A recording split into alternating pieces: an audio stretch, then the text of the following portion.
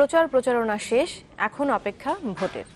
আগামীকাল ভোরের আলো ফোটার পরেই উৎসবে মাতবে নারায়ণগঞ্জবাসী। এরই মধ্যে শেষ হয়েছে ভোটের সব প্রস্তুতি, নেওয়া হয়েছে সব ধরনের নিরাপত্তা ব্যবস্থা।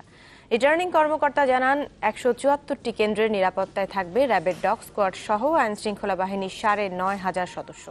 ভোটের কারণে নারায়ণগঞ্জের ব্যাংক, বিমা সহ সব ধরনের প্রতিষ্ঠানে কাল সাধারণ ছুটি ঘোষণা করা হয়েছে।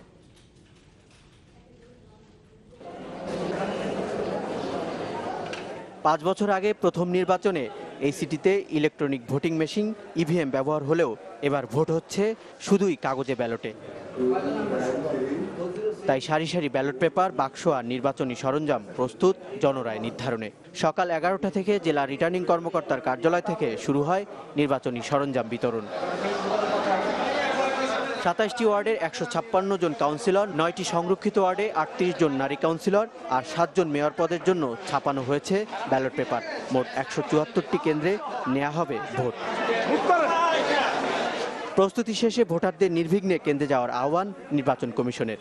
১৭৪টি ভোট কেন্দ্রের মধ্যে ১৩৭টিতে একটু বেশি গুরুত্ব দিতে হবে, সেজন্য আমরা ব্যবস্থা নিয়েছি। একই সঙ্গে কিছু এলাকা আছে বা কিছু প্রার্থী সমর্থক আছে, সেখানেও আমরা অত্যধিক নজরদারি রাখব। নানা কারণে আলোচিত এই নগরীর নির্বাচনী নিরাপত্তায় নেওয়া হয়েছে নানা ব্যবস্থা।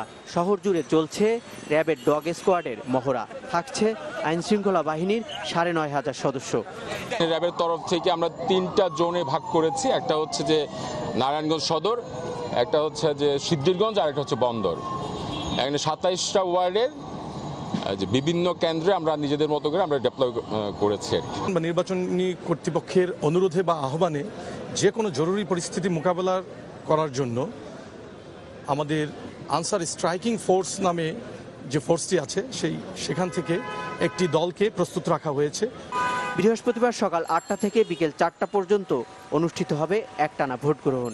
এ উপলক্ষে কাল নারায়ণগঞ্জের সব প্রতিষ্ঠানে ছুটি ঘোষণা করা হয়েছে। আহসান হিমেল, চ্যানেল 24।